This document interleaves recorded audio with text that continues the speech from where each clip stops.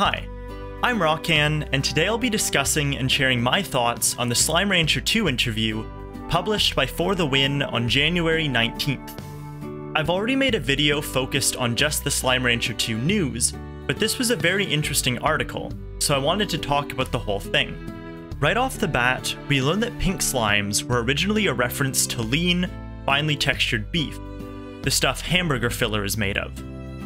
The article then talks more about how a bit of anti-capitalist satire was present through the original development of Slime Rancher. Thinking about pink slimes, they are seen everywhere, designed to be so abundant that if you're ever low on inventory space, you can just throw them into the slime sea to get rid of them. I think that this creates an interesting scenario, because it's something that almost everyone has done, and then felt slightly bad after, only to eventually read the lore and realize that the slimes were safe all along. Game director Nick Popovic says that there were a lot more dark things in the original design, and that there was a whole bunch of stuff he wanted to say, particularly due to the fact that he was doing an indie game, and no one could tell him not to.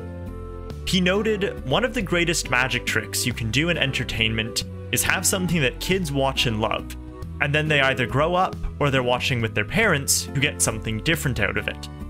To me, Slime Rancher sits in this perfect spot of being a different experience for many people. You can just play the game and never read the lore, or you can become invested in Hobson's life and story, and take his advice while admiring the serene landscape. You can simply ranch slimes, or you can develop a relationship and really take care of them. The one-game-fits-all design, and some remnants of those original big themes, meet in the game's economy. While it isn't super complex, it teaches the basics of supply and demand, with the market crashing if you pump too much of the same resource into it. Popovic continues this by saying, "We're not trying to teach people economics so much as diversity is good. It's about players being able to see all the different slimes and appreciate that there's a diverse ecosystem." He finishes this paragraph by saying he wants people to feel good about being in the world, and feel like they're a positive part of it. Slime Rancher has always had a little bit of an eco message to it, and the ideas of biodiversity and ecology are expanding in Slime Rancher 2, with even more options available to players when it comes out. This also confirms that the game will be releasing in early access this year for Game Pass and PC. On the topic of the environment, there was another much smaller article released around the same time addressing NFTs. Popovic says that there will not be any Slime Rancher-based NFTs. The game is focused on environmental harmony, and the article cites that a single Ethereum transaction uses almost double the energy of 100,000 Visa transactions. Back to the main article, the game's aesthetics also keep diversity and variance at its core, with rainbows being a visual theme throughout. Pure black is the absence of color, so it doesn't exist in the game, and most things aren't even one solid color at all. They're prismatic and kaleidoscopic. I'm super excited for this art style, which we can see here in a video from Popovic's Twitter. They talk more about the physics-based rendering of Slime Rancher 2, with the game following others in a trend of realism, but through the lens of a pastel world. To get this effect, they did a lot of work to perfect the lighting system, with the article saying that they tore up the rulebook, put their own rules in it, and glued it all back together again. The complexity of these physics, though, is one of the reasons multiplayer may not be happening.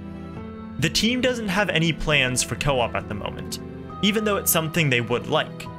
Doubling the players means doubling the amount of complex physics and rendering, which is very taxing on systems. Right now, with all the new tech they have, they are solely focused on delivering a great single-player experience. The article then talks about other games that have similar problems.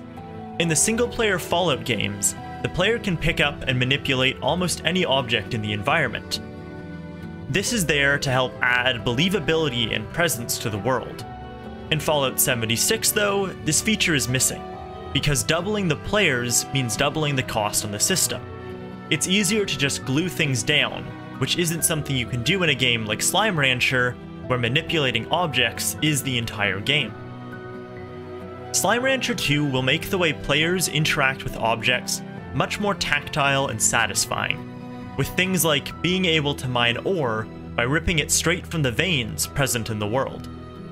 Popovic says that the physics in Slime Rancher are far greater in complexity than 99.9% of games out there. The slimes interact with each other. Physics like this are very complicated, and that's why other games avoid it. The article then transitions to slimes, talking about the new ringtail slime. This slime will eat anything and continue to eat anything. They also have another secret that we'll have to wait to see.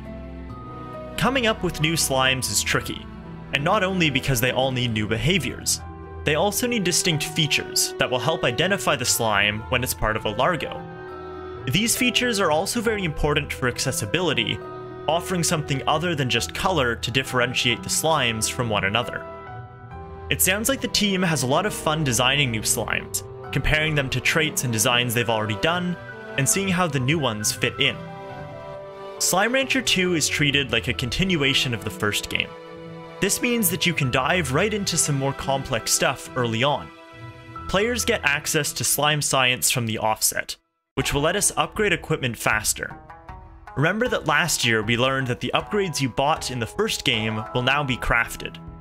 We're also going to be able to build teleporters much faster. The team's goal was to make sure the 12 million players from Slime Rancher 1 didn't have to start over in the second game. That's why the complexity is a bit higher at the start, and there are even more surprises down the line. I'm really excited for this.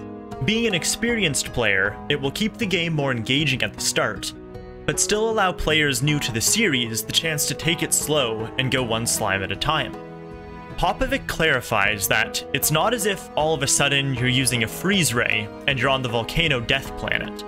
It is still the far range as you know and like it, but then there's going to be a point in the adventure where things change up a bit. He says that once we play through what is built so far for early access, it's going to be pretty obvious where the change is going to happen.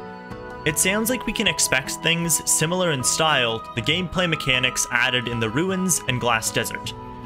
As the article continues by talking about how the changes are more substantial, but similar to how the level design changed in the later zones of Slime Rancher 1.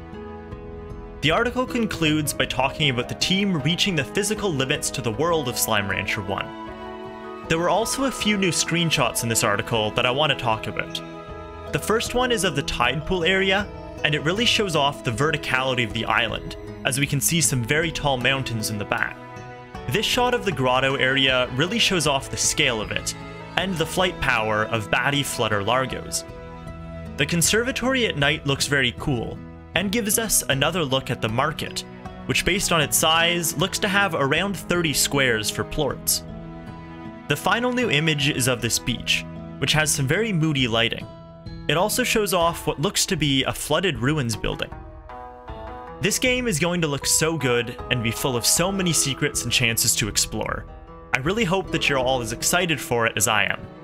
And if you are, be sure to get subscribed to see any new Slime Rancher 2 news and a bunch of content when the game comes out. This more casual discussion of a news article is a first for me, so let me know if you liked it or didn't like it, and if you prefer this or the more straight fact videos I've made about other Slime Rancher 2 news. I hope you have a good rest of your day, and I'll see you in another one. Thanks for watching.